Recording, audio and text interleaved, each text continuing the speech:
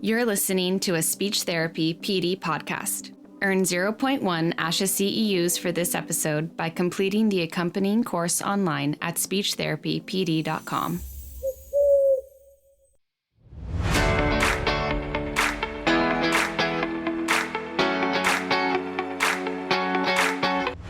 Welcome to Season 4 of School of Speech, presented by Speech Therapy PD.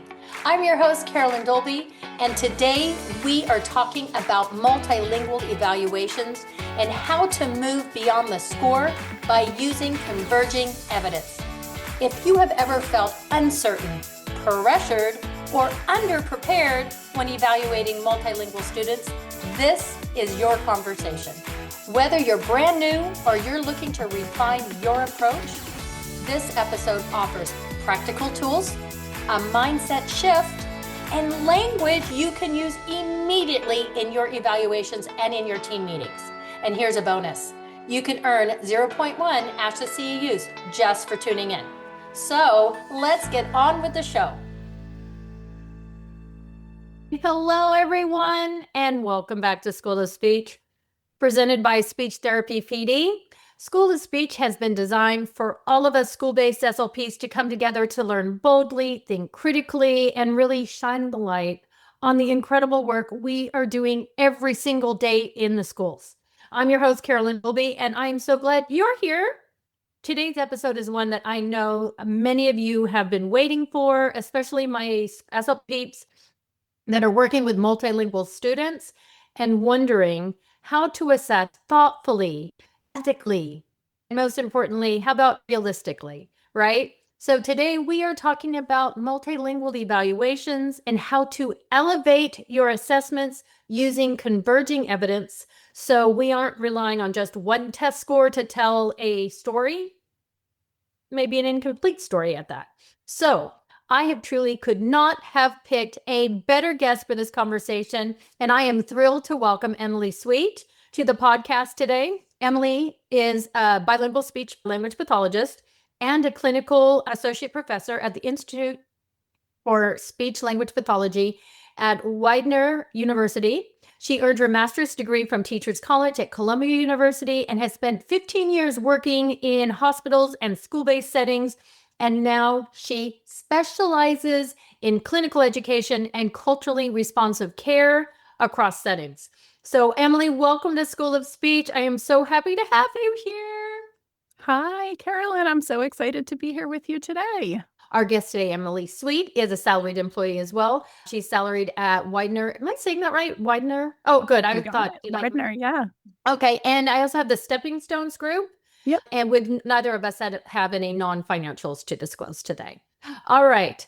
I wanted to start the conversation, that big question on why we can't rely on a standardized test alone. And I knew that was like a really big question. So I'm thinking okay, let's paint a word picture. Here we go. You come to work and you get to your desk and there is a folder of an initial referral for speech language testing. And it's a multilingual student. What do we do? Where do we start? How do we start? Yeah, and that's a very familiar picture, more and more so. We get a new student, they need to be evaluated. I am going to start by getting to know this student through all the people that interact with them. So I'm going to start by talking with the teacher. And a lot of this is what we do, hopefully, with our monolingual students as well. We go talk to the teacher. What are you seeing in the classroom? Where's the breakdown? What's happening? We're going to talk to the parents because, and we'll get into this a lot more, but there's a lot that tells us that parental report is a really strong diagnostic indicator. So we're going to talk to the parents. We're going to go do some observations, watch this student, and really get a sense, not just for how they're communicating, but what their language differences look like. Are they communicating in their home language, in their school language? What does that look like? And, once we have that picture, we can start to plan what our evaluation is going to look like and what other measures we're going to need. And I heard you use the word differences. Because I know that I'm assuming we all are trying to figure out the difference between a language difference or a speech difference. It could be artic or language versus what we're really trying to suss out is the disorder, right? So a lot of us are directed by our districts or by the state that we need to have formal testing done, and we have to have, and to us, formal testing is a standardized test. So how do we choose where to go with that?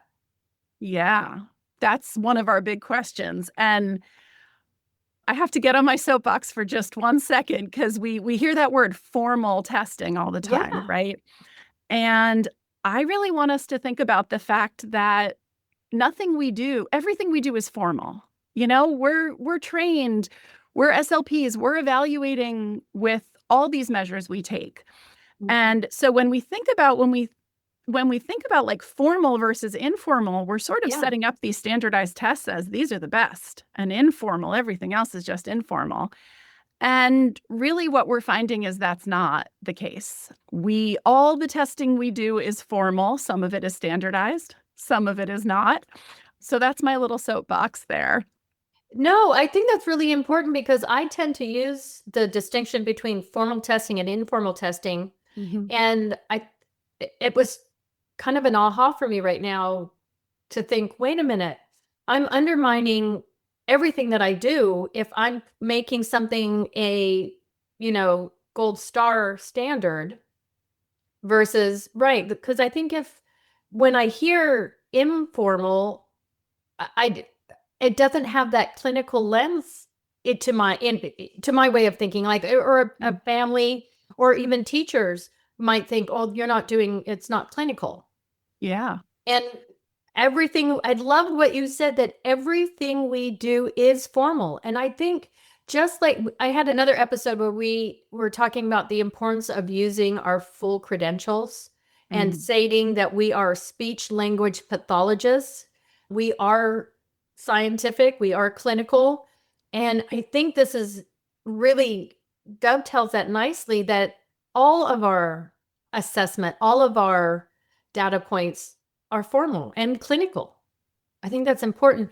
So, but that kind of makes me, so now I'm thinking about standardized testing. What are some maybe some misrepresentations or misunderstandings when we're looking at our students that come from a multilingual background when we're using a standardized test or standardized scores?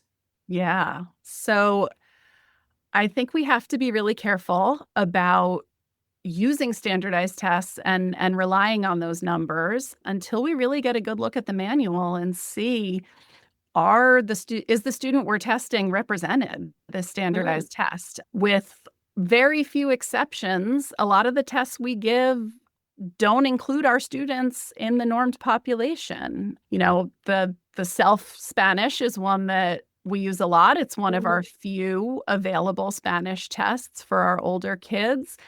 Very, very little bilingual representation there. Almost all the students were monolingual that was normed on. Yeah. What? No. Okay, I'm sorry. I'm sorry. It's been a long day. So did I just hear you say that the self-Spanish is normed on monolingual? Primarily normed on monolingual students. Okay. And so right there, right, we're already taking down the accuracy, the reliability of this thing that is theoretically the gold standard, and really it's not. Sorry, I had to take a drink on that. Y'all, it's water. It's water. Sure. But okay, no, because now I'm saying, okay, whoa, this is big. So it isn't a gold standard of having a standardized test when we're looking at our population that we are using the test on. So what? Okay. We're not throwing away standard. This is not an episode saying, all right, SLPs, throw out all your standardized tests. We're not saying that, right? Please, no, because Right. there's got to be some use, some situations where they are helpful. How can maybe my question as I stumble over my words, because I'm a little gobsmacked, like what you just told me about that, and I should have known that, but sometimes I forget, is what can standardized tests do for us? And maybe if we understand what the use is, we can explain that to families and teachers and our districts and the state that are requiring us to use a standardized measure. Maybe you're going to enlighten us on maybe some other standardized measures. I don't know. It's a brand new day for me. Let's go. We got lots of options. Okay, Lots, all right. lots to choose from. But yeah, so I'm going to borrow a phrase from my wonderful colleague Lauren Hayden, who said to me when we talked about this, the standardized test shouldn't be the rule, it should be the tool. So yeah, I know. We use it as a tool, not as a rule. We really can't, for most of our students, we can't give this test, get the score, and say, yes, you qualify, or no, you don't qualify, right? Because either the norming sample doesn't match, or the sensitivity and specificity of the test isn't appropriate.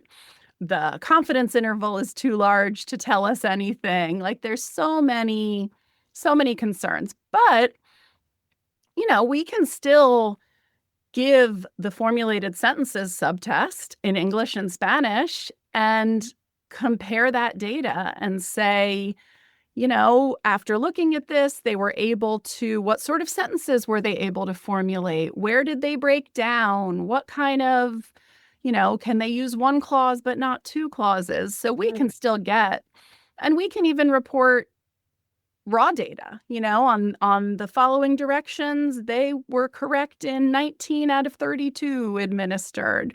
So we can still get numbers. We can still get valuable data, even if we determine that it's not going to be appropriate to score the test. Okay, so I like that we're going to use it as a tool, not the rule for our decision making. It's a tool towards our decision making.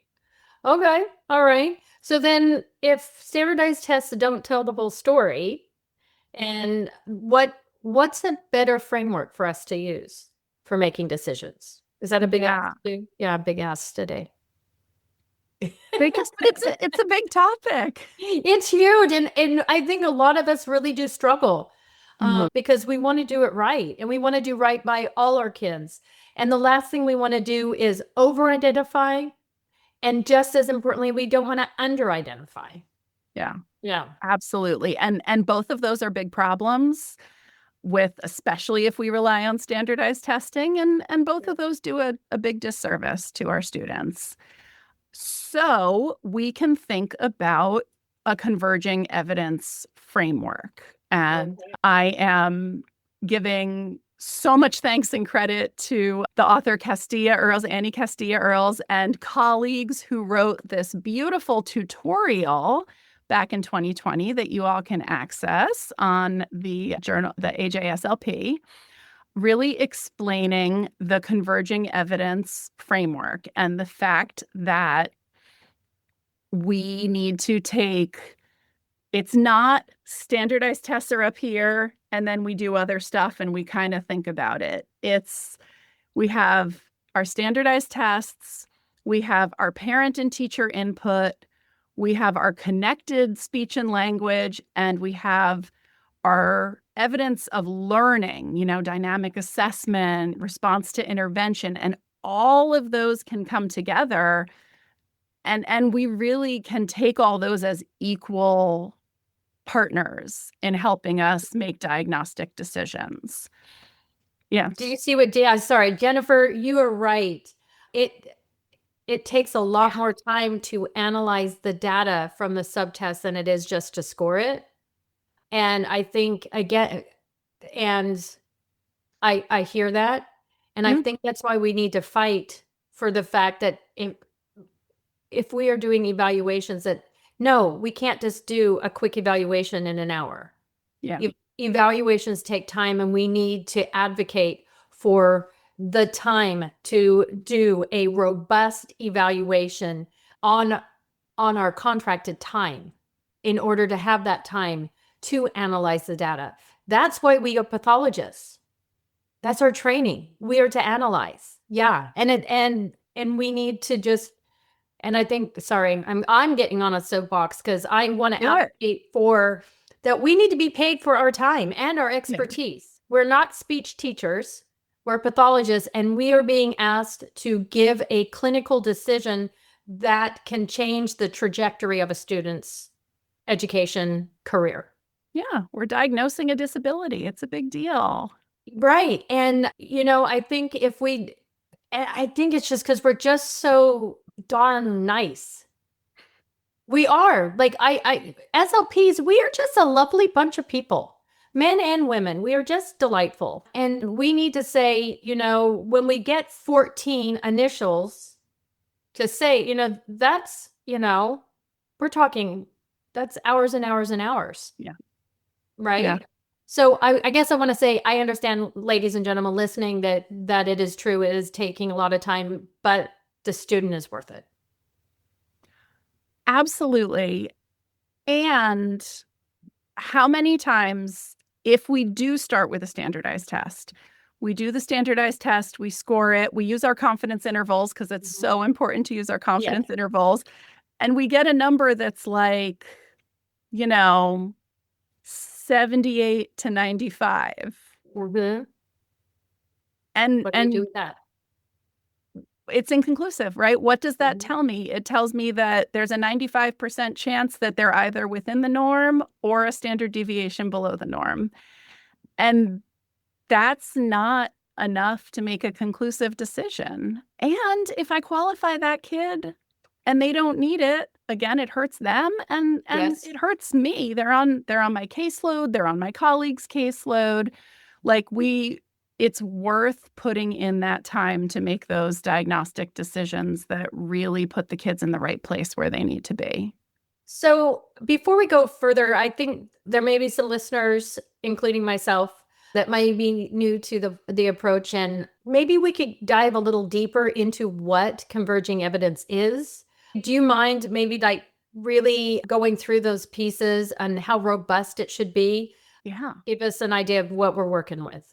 Absolutely. Yeah. So the image that they use in the paper that I'll paint a mental picture for you right now, we can picture we have 4 little boxes, right? And one of our boxes is standardized testing, which we're already talking about a little bit. And then we have some of those other things that we're going to do in our testing. So one of them is going to be parent and teacher input or parent and teacher measures of concern. Mm-hmm. That's going to include things like a really robust parent interview and a teacher interview where, for example, in the parent interview, we might use something like the critical questions from the Leaders Project website. We might there's some questionnaires out there that give us specific questions, but we're really looking to find out from the parents, what's the language history and the developmental history for this child, all the different ways that they're communicating, who they're communicating with, how they're showing their strengths and their abilities. We want to get parent information about, obviously, family history, just like we would with our monolingual children. So we're really getting a deep understanding of what the parent is seeing of this child's communication. And then we're relying on the teacher to give us a good, that gives us our sort of conversational language. And then with the teacher, we're looking to get a really good view of what's their academic communication like. How is their syntax? How is their academic vocabulary? How quickly are they picking up new words that you introduce to the class? So getting that sort of specific input, if we're talking about a language evaluation, would be kind of our second box of our 4 boxes of our converging evidence. I just put in, sorry, when you said the Leaders Project, I took just a quick second and I just went and got the link for that and I just popped that in the chat. Sorry for interrupting. No, thank you. So if my eye went a little to the side, it was because I thought, oh, let me grab that really fast. I think that would be a great reference for our listeners. So you're going to be giving us 4 boxes and I just want to make sure, is the first box parent? The first box is standardized. Is they are in no particular order, and that's very much on purpose because we are approaching this in the order that makes sense for us and our student, right? So yeah, one box is going to be our parent and teacher concerns and input. I love the way you said measures of concern. Sometimes just the way we say it adds an impact, and it sounds, because if you just said parent interview, that doesn't hold as much weight than when you say measures of concern. I think it really does. Semantics matters when I know that we often want, I know we often want to speak in easy to understand language, but I think sometimes, like, especially for an initial evaluation, setting the stage for what this really is, using really solid terms on what this actually is. It's not just an interview. It is a measure of your concern. Sorry. Yeah. I'm just jumping that. And I think that comes back to our theme of like, give ourselves credit, right? Don't sell ourselves short. Yeah, we're not just, you know what? We're not just doing a quick little test to get them into speech, ladies and gentlemen. And I think when teachers or admin to say, oh, let's just do a quick speech evaluation. And we say, speech evaluations aren't quick. Yeah. Do you think if you went to an evaluation, if you went to either your diagnostician, if you're in Texas, where I came from, or your psychologist, LSSP, that you say, hey, can you do a quick achievement, intelligence, or, IQ and achievement test? Could you just do that right quick? And they're going to say, no. Okay. Sorry. Again. No. Right there with you. Yeah. So we've got those parent and teacher input and concerns. We've got the standardized tests. We're not throwing the whole box of tests out the window. Right. Because we're going to use them as a tool, not a rule. Bingo.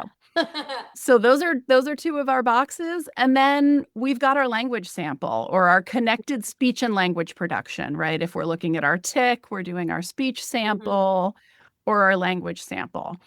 And we're getting, especially if we have a multilingual student, we're really trying our best to get a robust language sample in both of their languages. Right. So that we can analyze their macrostructure, their microstructure, and their strengths and their needs. We might find that's a place that we really often reveal, oh, hey, their English one, they're struggling, but look at how they did in their native language. And again, that's a difference, not a disorder. So that takes us back in that direction.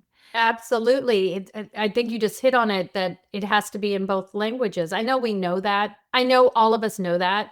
But how heavy it is when you have that robust first language sample. Because differences does not a disorder make. Absolutely. And there's a comment in the chat right now that I think is such a great question about the interviewing. Would you suggest we speak to our multilingual students' parents annually to see if concerns change? Absolutely. We have our annual IEP meetings if we're in the schools, if we have them on an IEP. And, it's easy to sort of say like, oh, do you have any concerns? No. Okay, great. But to really do that, again, robust parent interview each year when we do those IEP meetings or whenever it makes sense for your schedule to keep seeing, not just if their concerns are changing, but like what kind of growth they're seeing, hopefully, what kind of changes they're seeing at home and improvements. Taking a strength-based approach to it also. Absolutely. Yeah. Thank you, Sandy, for asking that. So yay. Yeah. So again, I think you're really bringing this together because really what we are trying to distinguish, plain and simple, well, it's not plain and simple, is the language difference versus a disorder. Absolutely. And so we've got, when we're looking at our 4 boxes, and I do like the fact that you had reiterated that it's not we go this first, this. Right. But you just, you work it in the way it works. Parent teacher measures of concern. I think it's also really important, having that parent interview, absolutely. But how often do we do a teacher interview versus a teacher questionnaire? Right. And I know, and how having teachers articulate exactly, rather, because sometimes I remember handing out a teacher questionnaire and they would say rarely all the way down. Mhm. Right. And then you're like, Mhm. okay, teacher has, concerns, but then really Right. understanding where is the concern. I Yeah. think, which is going to lead me, well, I know we've got 3 and you're going to give me the 4th, but it just led me to another question. So I'm just going to swallow that question for a minute. So we have parent teacher measures of concern. You're very robust, connected speech and language samples in all languages that they speak and hear too. And then your standardized testing tool. Yep. I'm liking that now. All right. And then what's our last one? So then we're left with their potential for learning. That's what yep. Or I believe the word they use in the paper is observation of learning. Evidence of learning, I think you said too. Evidence of learning. Thank you. These are all great words. I know. Let's throw at all the words that we could start using. Evidence of learning. I like that. Yeah. You said it. I'm not taking credit. You said it. Evidence to learn or of learning. I like it. All right. So then this is great in theory, Miss Emily, right? Like all of this is wonderful, but let's we're out here. We're tired. Yeah. SLPs, we are tired. We have limited time. We have full caseloads. So actually we want to do assessments right. We want to do it the right way. We don't want to waste time. We don't want to do anything, what do we need to do? How do we need to do all these 4 things. How do we make it work in the real world? Yeah, that's absolutely it. And we're over here advocating for change, but if it's not happening yet, and we still have our 1 or 2 hours that we have to fit our assessment into, how are we going to make it work? Yeah. So there are some ways that we can streamline our processes a little bit, right? We can, especially with our language sample, and, we talk about evidence of learning. We're really talking about dynamic assessment. RTI, if we have time, right? An RTI program might run a couple weeks more than that. So maybe we're doing dynamic assessment right then and there during our testing. And these are things that feel hard to achieve. They feel like, what is this? How do I do it? What does it look like? So let's break it down a little bit and figure out how to make it doable. So when we're looking at our language sample, I'm again going to refer to the Leaders Project, which that website's in the chat, as one fantastic resource. There are certainly others out there. The Leaders Project has a free resource called the SLAM cards, which are really fantastic. Yep. I love those. Yep. I love them. I'm going to go get that. Really fantastic for language sample elicitation. They get the narrative sample.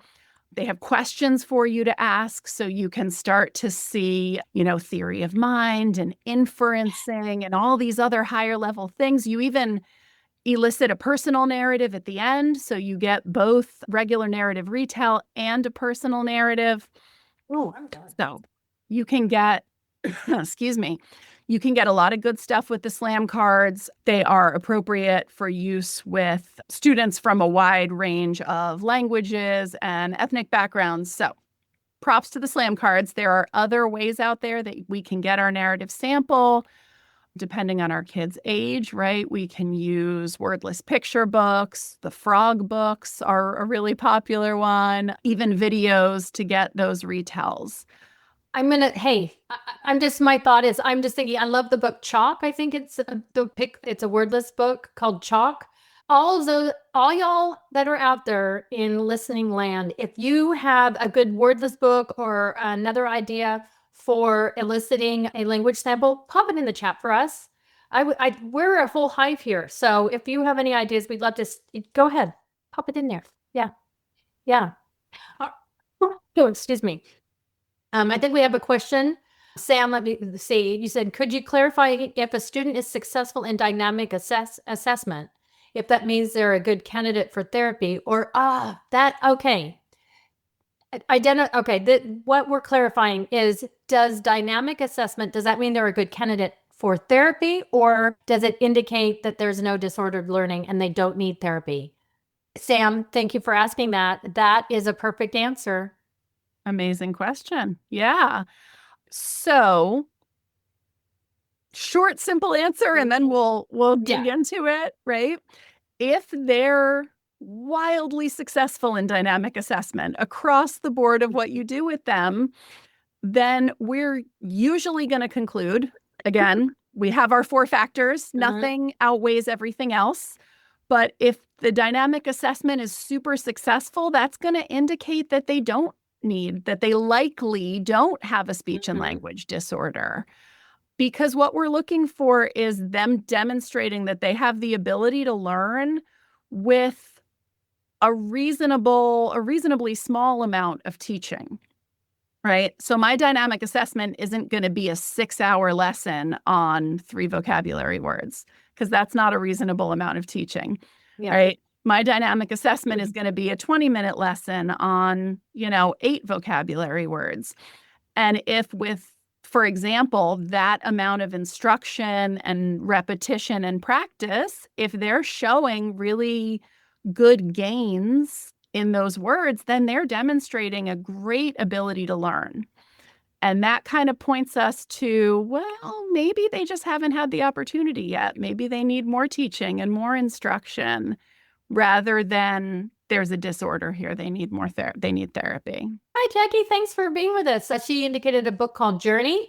Danielle, Field Trip to the Moon. Oh, Catherine doubles down on that one. Ashley, thank you. The Carl books. Oh, Emily, Rory's Story Cubes. Yes, thank you for that. So thanks for those. Keep popping those in, because we want to learn from each other. Put anything in that you can share with us. We love it, because we are a village. I will give my shout out. When I was working with the little ones, Goodnight Gorilla. Anyone love Goodnight Gorilla out there? That was one of my favorite wordless picture books for the younger kids. I love it. Oh, yes, we're getting yes. Oh, we're getting lots of love for Goodnight Gorilla. Awesome. So thank you for really telling us the reason behind the dynamic assessment really is to see their ability to learn, because language is the foundation of learning. And if they just need a little extra explicit teaching, we're not, that's, the general ed first, do they need special ed supports? So we want to make sure that they're getting the robust instruction in their current setting. Absolutely. Yeah. Oh, Catherine just said she used Goodnight Gorilla today. So, whoa, I love it. So shout out to that. All right. So we're really trying to balance everything that we need to do with being realistic, right? Excuse me.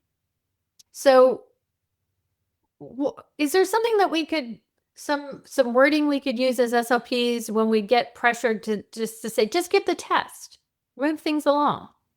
No. What can we say to that? Yeah, well, so if we're in one of those situations where they say, we need a number, right? Just give them the test and give us a number. I think partly we can come back to the law. The IDEA does not require us to use standardized scores. We need to use appropriate measures. And again, I think if we shift our concept of what's formal and what's not formal, and, everything that we mindfully sit down and do to get information can be a formal measure, and we can get data from it. So yeah, I think sometimes the answer is just, no, the law doesn't say I have to do this. And this test, sometimes I will just have to say, like, there's no test that's appropriate for this student. I can't. The standardization rules of the test say I can't score it. It's not me, it's the test maker. They say I can't score it because it's not appropriate. So, we really need to keep advocating for that because it does, it seems simple from someone looking in from the outside and saying, just give the test. But it's, unfortunately, the test doesn't work and I can't get the information we need. So we have to do more.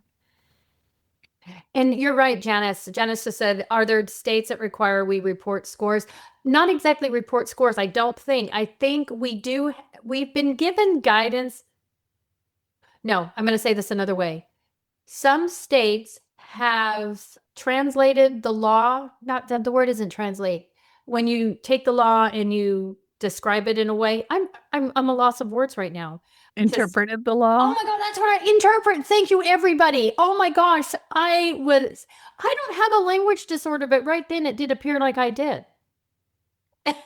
You know what I mean? We all have word finding sometimes. It's all good. Everybody interpret. So states will sometimes interpret what the federal law from ID8 states, and then they'll come and say, it is saying that you need to use a standardized score. No. Yeah. Absolutely. Yeah. And some districts, will have their own specific criteria for qualifying. And even though that's not, again, supported by IDEA, they'll say, well, you have to have a score of 75 in order to qualify. And that sort of boxes us into feeling like we need these scores. But right. And I think when we're looking at a native monolingual American English speaker that the test has been normed on, we can use that as a reliable diagnostic measure. But we can't how can we standardize a score when it's not standardized on the student, I think is what we can say. But we can use the test as a tool to glean some information from, that helps us make that informed decision. Right? Yeah. Yeah, absolutely. And I think what it really comes down to is if this standardized test isn't an appropriate test for this student, the standard scores don't mean anything. Wait, say that one more time. Yeah. If the test isn't appropriate for this student because they're not in the standardization sample, then the standard scores don't mean anything. We're comparing apples to oranges. They could take the test and get a standard score of 65, but the standard score means compared to your peer group and your language group and your age group. And if that's not present, then that's not a meaningful standard score. Exactly. And so we've got like Cassidy and Catherine, thank you for jumping in saying like, okay, we're shaking some foundation here when we're saying we're being, like Cassidy is saying that they're being told they need to check a box that they are 2 standard deviations below the mean in order to qualify. But I think what we say that when we use a standardized test that we actually write in our report that this test is not standardized on the profile of this student, or there's, something along that line, that this test is not normed to a student with this cultural linguistic background. Therefore, the score should be viewed with caution. And this information is used, like we're not using the score, but we're utilizing the information for strengths and weaknesses. So we're using it to glean strengths and weaknesses, but the actual score would have to be viewed with caution because it's not normal on the student, I think is what we could say to keep us, like we could still use it, but we're using it with caution. Or how we're using it. Yeah. We're using it to kind of drive where we want to look. Like, oh, we're seeing some weaknesses, so now we're going to do some dynamic assessment and really look if we're saying that the student looks like we're having some issues with semantic or whatever, whatever section we're looking at, and just doing a deeper dive into that to then prove or to support your decision either way. So I guess Yeah. the dynamic assessment actually does support either way, if you think about it that way. Absolutely. Yeah. Yeah. So the dynamic assessment is really gonna, usually we put that later in our testing because we need to know what we're doing a dynamic assessment for. Yes. Right? Am I looking at semantics or morphology or, even speech articulation stimulability is a dynamic assessment that most of us probably do all the time. We check for stimulability.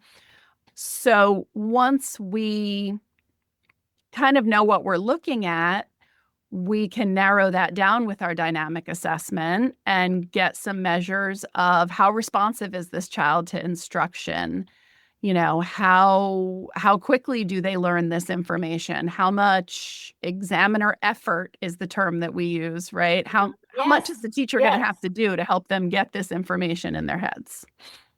Katie had a good point about, do you report a score? You don't report the standardized score, but you can report, like you said, the raw score, like how many right did they get in this area? Like you said, in, formulating sentences, 19 out of 32. And then back it up with some additional dynamic assessment that is going to, you're going to say, but am I correct in that we can't do the standardized score because it's not standardized on that student, but we can use raw scores. Yeah. And I think that, if your student, you got to check the manual, right? Every test is different. Every student has their background. If your student falls within that standardization sample, if you check out that manual and you're like, no, we're good, I'm comfortable with this, then I'm saying, here's the score, still use it with caution, right? Yes. But if the student is not at all represented on the test, it's like I'm giving a test, it's almost the same as testing outside the age range, right? If I give the PLS to a 7th grade student, I'm not reporting that score. I'm getting really valuable information maybe, but I'm not reporting that score. But if they needed that, you needed to use the PLS to see where they were actually functioning, and you're using that as criteria reference. Oh, where did I get that? I don't know where I said that. But yeah, sorry about that, y'all. But you're right. It's giving us information of where they're functioning. Absolutely. Sam's question about like for our African American students, assuming, would we expect dialectical differences? It doesn't feel right to make that assumption. Absolutely. You would then, what I'm jumping in on this one is that when you are interviewing the parent, you are doing you're literally doing a language sample on that parent. Right? Especially if you're doing an artic, and like in my family, I'm from Australia, and instead of saying thing, we say think. We do it K. I don't normally do it, but if I've been around my mom too long, my older sister does it way more than I do. Something instead of something, right? And you're hearing that from mom, or dad. That's part of your eval, that this is how they're saying it. And that is a dialectical difference than a disorder. Absolutely. And I think that's such a good point about it comes back to your parent interview.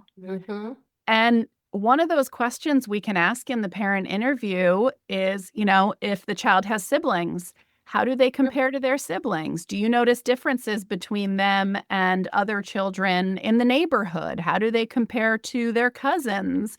So, really getting that picture of, are they communicating in a way that's appropriate for their community? Or if the parents are concerned, then that's kind of a red flag of like, it's not dialect. There might be something more going on. Exactly. I like Julie's question about, in the pre-referral process, do you think it would be beneficial to screen in English and then have parents and or interpreter ask the same questions and try to see if there's difficulties in both language? Yes. I think I just answered that one. Because absolutely 100%, the same can go for if they do speak two languages. Okay, let's just throw this out there. And you're giving it in English and they're like, awesome. I mean, maybe not awesome, but they're not like bombing it. That's your data right there. You don't need to go back and do a second, like your first language, because you're like, wait, if this is their academic language, their education language, and they are not showing a disorder, I don't think we would go any further. But that might be a weird one. I don't know why I came up with that one. No, I totally agree. Like then, like take yes for an answer, right? Oh, you know what? Maybe that's what I'm trying to. Thank you. Take yes for an answer. Like, why are we always trying? Just because we have the referral doesn't automatically mean it's that confirmation bias that we run into. That, oh, somebody saw, there's a referral for this student, so therefore they must have a disorder. I think that's a little sticky wicket and something that we can fall into, that we just, well, there's concern, so therefore we need to really dig and find out where the real problem is, because it's obviously a disorder. It comes back to those really robust parent and teacher interviews, right? What are you concerned about? Why are you concerned? What are you seeing? But yeah, I think if we have a student that ideally we're testing both languages to get a full picture. Right. If we do the English and they're knocking it out of the park on the English, then we can safely conclude that they don't have a disorder. Right. And if they knocked it out of the park on their first language, it's not a disorder. Exactly. Yeah. If we decide to start in Spanish and they knock it out of the park, then there's not a disorder there either. Yeah. Especially if you are a bilingual, if you're lucky enough to be a bilingual with the same dialect as the student. I mean, all the stars align, right? Yeah. Yeah, I know. So I guess I really want to talk also about how to really help our SLPs here, because thank you all for being here today, because I know we're all wanting to do better and we want to do right, not just better, we want to do right. And I get it. How can we really help our teachers, administrators, families really understand the difference between disorder and a difference, so that we're advocating for appropriate evaluations and supports? Yeah, that's a big question. I think we in the field have been talking about this for a long time, difference versus disorder and appropriate identifications. And we have, so much knowledge about language development and language difference that we can share and pass on to our teachers and our teams. Even just the concept of, if they don't have a disorder in their native language, I cannot diagnose them with a speech and language disorder, is sometimes surprising information to our teams. They'll say, but they can't speak English. They're not doing, they're not doing it in school. But sharing that information of just, here's how bilingual language development works. Sometimes sharing timelines. It takes a really long time to develop mastery of a new language. And sometimes we feel like, well, they've been here a couple of years, they're really good in conversation, but they're still struggling in school. There must be something wrong. Right. And maybe there is, but, we know that cognitive and academic language proficiency can take like 5 to 7 years to master. And we should absolutely be helping and supporting these kids, but diagnosing them with a disorder might not be what they need. Right. They need general ed supports for a multilingual learner. Yeah, absolutely. So just levels of support, multi-tiered level of support for the student that is exposed to more than one language. And Jennifer, I want to redeem myself about, would you ever have a kiddo that would have show a disorder? Wait, have you ever worked with a kiddo who showed a disorder in their first language, but not in English? I think the only reason, the thought I was thinking on that was if like their first language was maybe Spanish, but they've been speaking English for ever. You know what I mean? Like if English was just as dominant. And it comes down to like different about dominance and that Bix and helps, how long, right? And Anastasia has a question for you. I'm going to stop talking. Could you please repeat how long it takes to, oh, okay. How long, right. You did give how long does it take to develop cognitive and academic language proficiency, the counts? Yeah, the number we usually see is 5 to 7 years for cognitive and academic language proficiency. We usually look at about 2 years for what we call BICS, the basic interpersonal communication skills, and 5 to 7 for cognitive and academic. Think about all the vocabulary that gets thrown at you from kindergarten through 5th grade, and then you get dropped in that as a new language learner, and you have to start absorbing all that. So yeah. Right. And looking at just vocabulary as their language proficiency is not going to be doing them justice versus really getting the evidence of their learning. Are they Absolutely. able, yeah. Yeah. And I want to just very briefly come back to the question of like, have we seen a kid who has a disorder in their first language, but not in English? And I think, Carolyn, you addressed that a little bit. Something we sometimes see, especially as kids get older and they spend more and more time in school, is language attrition. So they might start to lose that home language a little bit. Because they're getting all their schooling and probably a lot of their social interaction in English. And they're coming home and they're having conversations with mom or dad, but maybe not getting all that other language input that they're getting in school. So we sometimes start to see that mismatch go in the other direction. Yeah. Yeah. And I mean, we're kind of getting towards the end of our time and we've just opened up some other boxes. I get it about like, what is our job? Right. Yeah. And I think, Janice, when you're asking, how do you determine if it's a language disorder versus just not enough time with exposure to language and concepts? That's exactly this conversation, Janice. Thank you. You're bringing us right back to why we're here. And that is that we need to show that they have had enough exposure, that they have had the academic experience to be expected.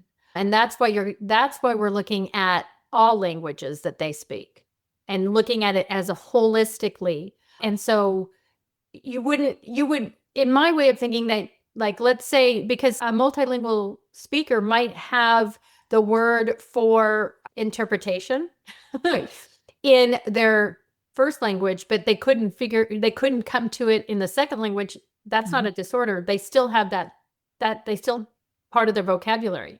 So you wouldn't look at like, oh, they have 50, like, let's say it's a little guy, 50 vocabulary words in English, and they have 100 different vocabulary. Well, they really do have 150 vocabulary words. Doesn't matter what language they're speaking. It's not one or the other. It's like their whole language repertoire is what we're looking at, not if it's just in one language. I guess that's, because that might be on me. And when I said it has to be in one, and has to be in both. No, I can't even say that, because if it's not in, oh, help me out. I need to stop. No, I'm tripping over my own tongue. It's beautiful. And I love the vocabulary example, right? So we're looking for that like additive bilingualism, right?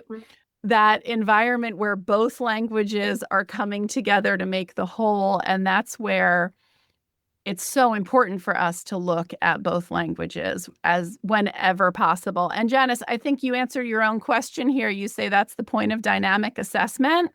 That's one of our big tools in our toolkit, right? Is it a language disorder, or have they just not had enough time to learn? Well, let's spend a little extra time teaching them and see what their capacity for learning is. And then we can deduce that will apply to their future learning. And I think what is the uncomfortable space that I'm in right now is that if we say, we are seeing some strengths and weaknesses, but what is overpowering right now is that the student has not had enough exposure in either language to determine if it is a disorder, and to say that although that we are not going to make the determination that it's a disorder now, we can it's something we could look at later. Sure. right? Absolutely. And that's another place where standardized tests fall short, because if I'm doing a formulated sentences and I have a kiddo who is mixing a lot of English and Spanish together because that's the point of development that they're at, well, according to the standardized test, I can't give them credit for that, right? It has to be one or the other. So then I can use my language sample and say, look at these beautiful sentences in both languages mixed together, and really still show evidence that they have this robust language system.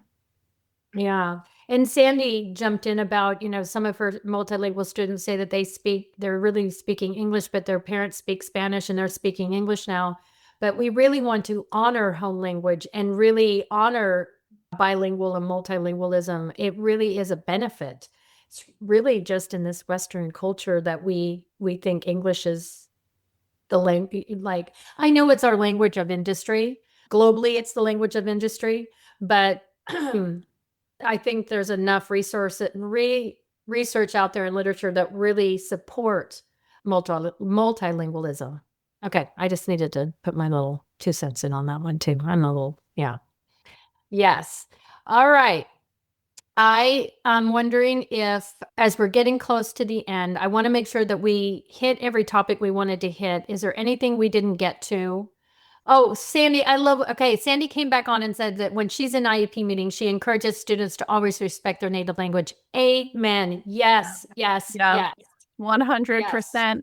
Yes. I put that in the recommendations at the end of all my evaluations. The parents are encouraged to communicate at home in the most comfortable language for them, so that, the parents don't think they need to try to switch to English to teach their kids.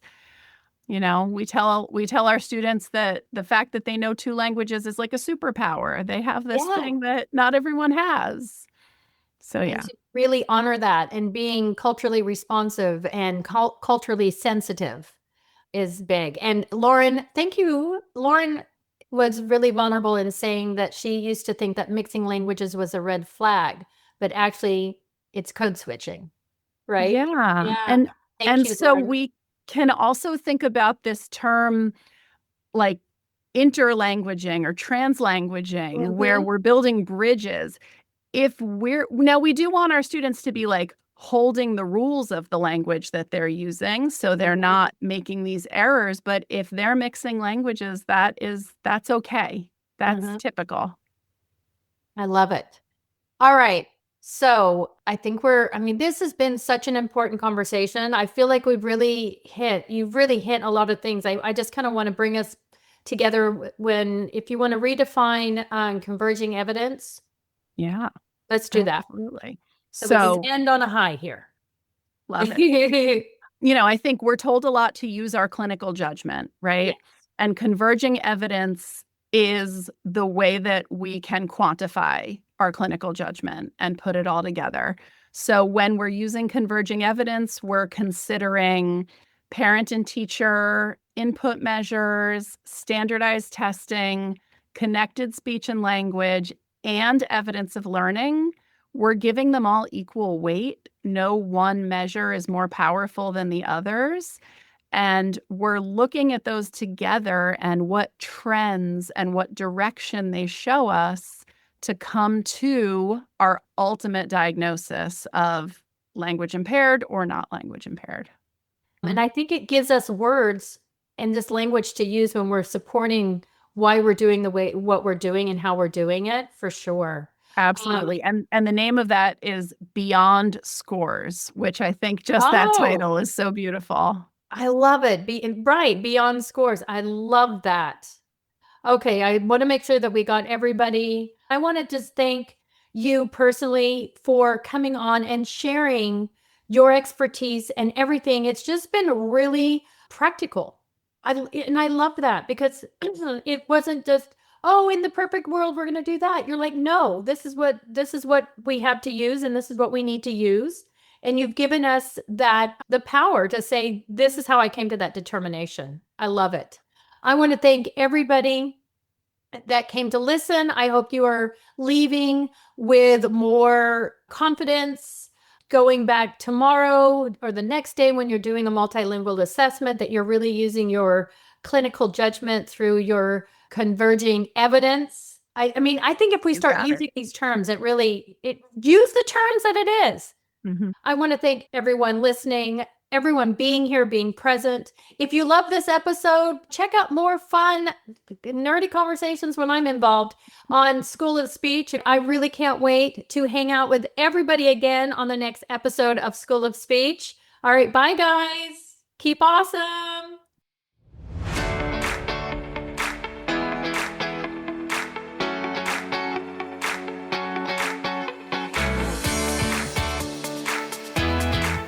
Thanks for joining us on today's podcast. Remember to go to speechtherapypd.com to learn more about earning ASHA CEUs. We appreciate your positive reviews and support and would love for you to write a quick review and subscribe.